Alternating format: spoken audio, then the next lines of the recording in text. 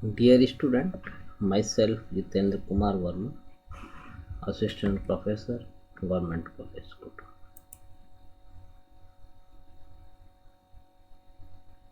जैसा कि आप जानते हैं कि कोरोना फेज चल रही है। गवर्नमेंट बार बार गाइडलाइन जारी कर रही है कि आप घर में रहिए, सुरक्षित रहिए। तो आप भी घर में रहिए और टाइम टू टाइम वीडियो देखते रहें। प्रैक्टिकल्स के भी हम बताने लग गए, तो इसी क्रम में हम प्रैक्टिकल का ये वीडियो डाल रहे हैं। तो घर पे इसको देखिए और फाइल भी बनाते रहिए।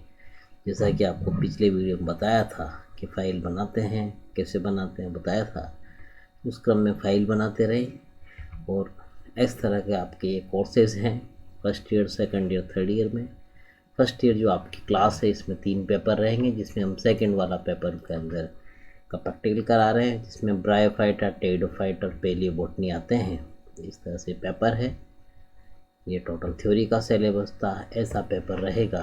तो ब्रायोफाइट इस जगह थर्ड ए के अंदर आएगा और एक स्पोर्ट्स में ब्रायोफाइट्स आएगा। और ये फाइल आपको यहाँ बनानी है जिसमें रिकॉर्ड के नंबर है।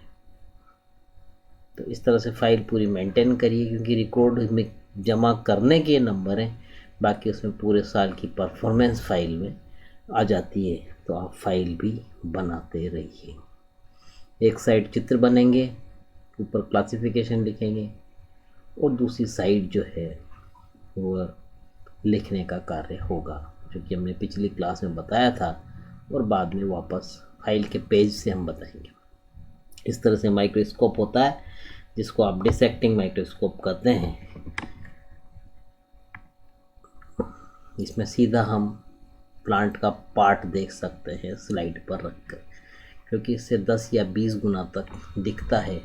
अगर ये लेंस जो है 10 मल्टीपल का है तो 10 गुना दिखेगा, और अगर ये लेंस 20 मल्टीपल का है तो 20 गुना दिखेगा। इसी तरह से कंपाउंड माइक्रोस्कोप कहलाता है, जिसमें हम स्लाइड का सेक्शन काट के देखते हैं। ये हमने लैब से परिचय में आपको सामान बताए थे कि इस तरह के सामानों की लैब के लिए आवश्यकता होती है आपको,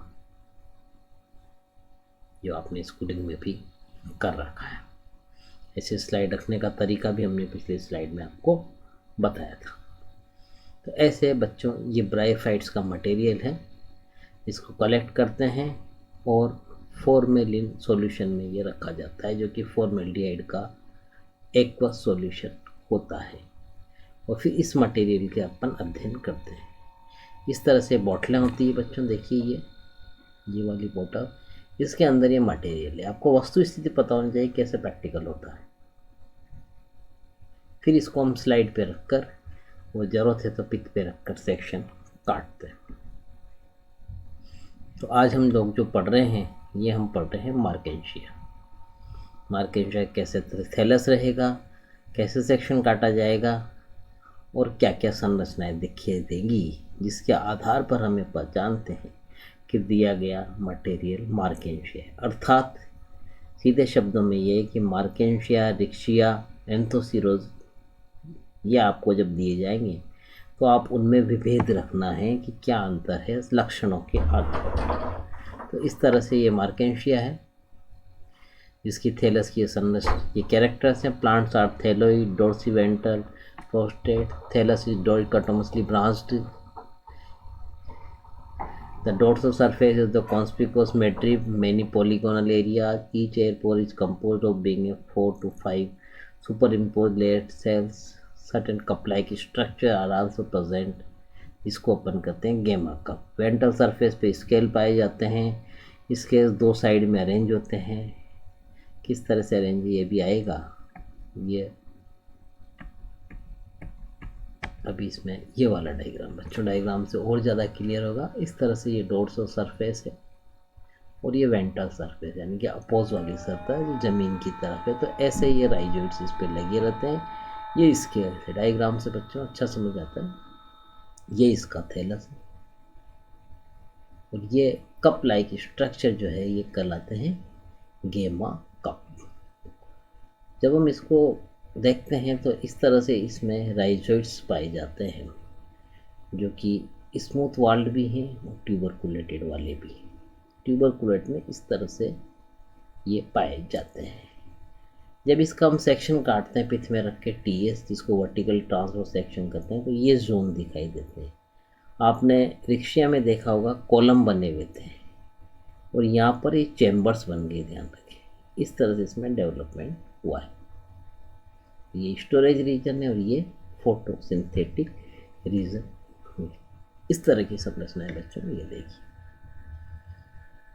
ये क्लोरोफिलस क्षेत्र है, ये कंपार्टमेंट बना, ये एयरपोर्ट है, जब टीवीटीएस देखा, ये फोटोसिंथेटिक रीजन कहलाता है और ये वाला स्टोरेज रीजन कहलाता है। ये स्मूथ वॉल राइजोइड रिप्रेजेंट कर रहे हैं और ये जो ट्यूबरकुलेट कहे जाते हैं, इसमें अंदर से इस तरह से स्ट्रक्चर दिखते हैं। ये गेमा कप संरचना है जो बाहरी देखने पर ऐसी दिखाई दे रही है। अभी और डायग्राम आएंगे बच्चों, इसमें और ज़्यादा क्लियर होगा। ये जब N3DO4 से गुजरता हुआ वर्टिकल सेक्शन काटते हैं तो वह इस तरह का N3DO4 दिखाई देता है। ये ऊपर से ऐसी संरचना है, जैसे उल्टा छाता होता है उस तरह की संरचना है। ये है तो ऐसा N3DO4 संरचना है जो ये स्टॉक है, जो आपको थ्योरी में भी हमने पढ़ाया था। तो इसका जब वर्टिकल सेक्शन काटेंगे तो वह ये संरचनाएं दिखाई देगी इस तरह से। सिंगल एंथीडियम इस तरह का दिखाई देता है और वर्टिकल सेक्शन में इस तरह से ये अरेंज रहते हैं। और दूसरी तरफ जब आर्चिगोनियोफोर है, ये छाते जैसी संरचना रहती है ऊपर थैलस में, जैसे ये यहाँ बता रखा है इस तरह से। और जब इसको लेके हम सेक्शन काटते हैं तो वो ऐसा करता है। ये देखिए,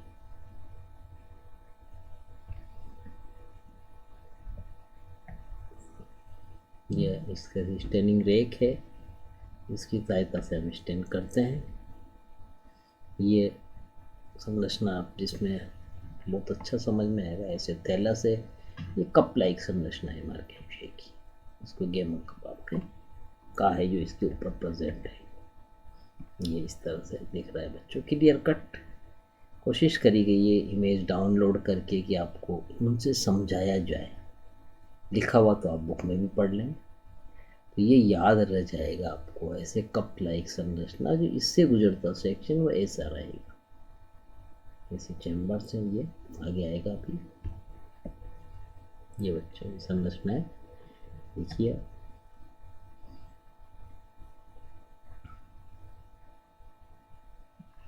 ये इस तरह से N3DO4 की है और ये आर्चिगोनियोफोर की ऐसी संरचना है। ये आर्चिगोनियोफोर की संरचना है ऐसे छाते के जैसे, और ये N3DO4 आर्चिगोनियोफोर से ये इस तरह से संरचना है। सेक्शन काट के देखेंगे तो इसमें आर्चिगोनिया दिख जाएगी और एंथीडिया इसमें दिखनी है, उस वाले में एंथीडिया दिख जाएगी। ऐसे इसका वर्टिकल सेक्शन ट्रांसफर सेक्शन होता है। ये वाला बच्चों देखिए,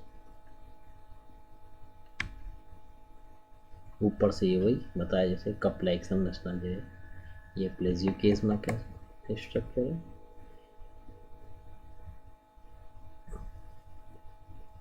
ये कोनोसेफेलम के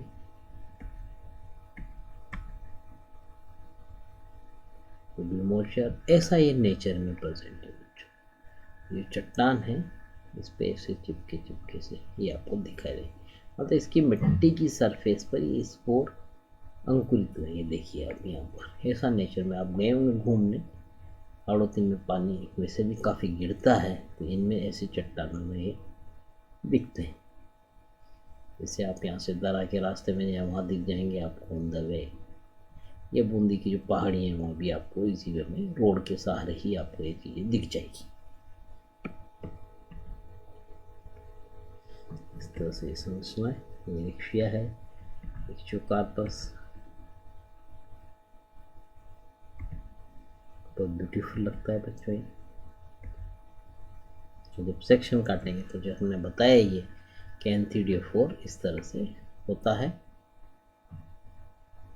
स्टेन लेगा तो डार्क ले लिया तो इससे क्लियर कट ये पहचान में दिख जाएगा दूसरी सेल से डिफरेंट।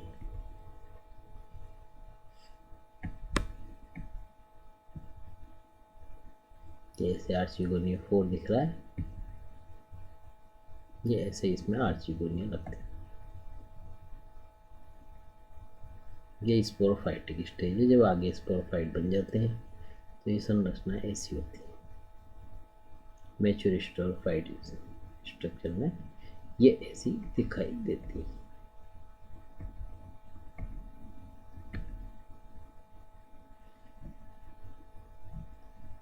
तो आप अब ये देखने के बाद आपको कैरेक्टर आसानी से समझ आ सकते हैं। It is a genus of cosmopolitan differentiation, grow best in cool moist shady places में ग्रो करता है। Can withstand severe cold at Antarctica artisan. इस तरह से इंटरनल स्ट्रक्चर जो हमने देखा उसको बता रहे हैं बच्चों। ये इंटरनल स्ट्रक्चर ये एपिडर्मिस है, फोटोसिंथेटिक रीजन है, नीचे ये स्टोरेज रीजन। वापस इसी तरह का डायग्राम है जो आपने भी कलरफुल देखा उसका। ये फोटोसिंथेटिक क्षेत्र है, ये स्टोरेज रीजन है, ये इस तरह, ये एपिडर्मल वाला क्षेत्र। क्लियर? तो हम जब सेक्शन काटेंगे प्रैक्टिकल में तो ऐसे दिखते हैं। Epidermis, it includes upper and lower epidermis. The upper and dorsal epidermis is single layered. Cells are square, thin wall arranged close to each other and contain a less number of the chloroplasts. It is interrupted by many barrel-shaped air chambers. Air pores that open internally into the air chamber. Each pore is usually surrounded by 4 to 8 superimposed tiers of the cells. Lowermost layer of the storage region forms the lower epidermis. From some cells of this lower epidermis, rhizoids and scales are also present. इस तरह से ये देखो बच्चों, ये संरचना है। The photosynthetic region beneath the upper epidermis are the air chambers. The air chambers are uniform in shape and are arranged in a single horizontal row. Air chambers are formed by splitting of the cell wall. These chambers are separated from each other by a single layered partition wall. The partitions are 3 or 4 cells in height. Each air chamber communicates with the exterior through pores. The filaments are composed of the chloroplast containing cells. The storage region, it lies just below the photosynthetic region, are zone of the several layers of the polygonal epidermis. ये polygonal है, बहुभुजाकार cells. No intercellular space are present in between them. It is thickest of the center towards the margin. It is reduced to 3 to 4 layers of the cells in thickness. Most of the cells contain starch and proteinaceous grain. Few cells are filled with the oil bodies and mucilage. इस तरह से ये है। वापस आपको diagram दिखा देते हैं बच्चों, इससे आप क्लियर हो जाएगा। ये इस तरह देखिए, ये दिख रहा है ये एंथिडियोफोर, ये इस तरह से, ये देखो ये शेप है, ये ग्रीन डार्क ग्रीन कलर का ऐसा स्ट्रक्चर, और ये थैलस के ऊपर, और इधर से ये वाला गेमा कप है। ये गेमा कप संरचना, ये कप लाइक स्ट्रक्चर है, ये दिख रहा है। ये गेमा कप जो एसेक्सुअल स्टेज कर सकता है, आर्चिगोनिया और एंथिडियोफोर ये सेक्सुअल स्टेज की स्ट्रक्चर्स हैं। डायग्राम से काफ़ी अच्छा समझ आएगा बच्चा आपको। ये वाला संरचना देखिए, ऐसा सेक्शन कटेगा, ऐसी संरचना देखिए। प्रैक्टिकल्स में जब सेक्शन काटते हैं तो पिथ में रख के जब इसको काटेंगे तो ये ऐसा दिखाई देगा। तो ये इन्होंने डार्क स्टेन दे दिया, ये मतलब सैफरन का स्टेन रख लिया इसने रिटेन, और इसने फास्ट ग्रीन जो है कम मात्रा में लिया है। तो दोनों में क्लियर कट डिफरेंस ऐसे पता चले। ये देखिए यहाँ पर ऐसे आसानी से ये माइक्रोस्कोप में पहचानने में आ जाती है, नॉर्मल सेल से डिफरेंस होने के कारण। और ऐसे हम इसको पहचान सकते हैं, जबकि आपको बताया था कि रिक्शा में और तरह की संरचना हमें दिखती है। ऐसे बेसिक डिफरेंस जो है वो पता चल जाएगा। और ऐसे ये डायग्राम आप प्रैक्टिकल फाइल में आपको बनाना है। जैसे इस तरह से फाइल रहेगी, ये डायग्राम ऐसे कैसे करने हैं आपको कॉर्नर पर, यहाँ क्लासिफिकेशन यहाँ पर इस तरह से लिख देंगे।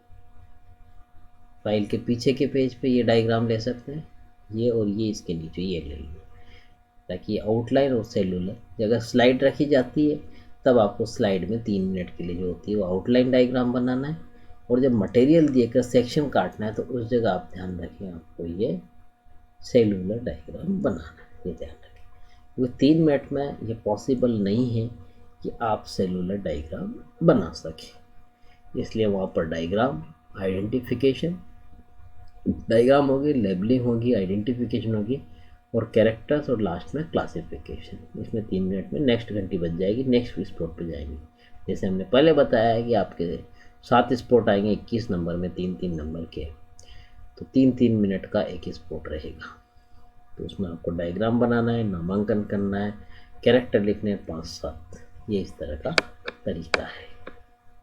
ये है बच्चों, तो ऐसे स्टेप्स हैं, ये कैरेक्टर ऐसे हैं जो आप पढ़ लेंगे बुक से, इसलिए हम इनको रिपीट नहीं कर रहे। और घर पे रहिए आप, सुरक्षित रहिए, इस तरह की। थैंक यू बच्चों।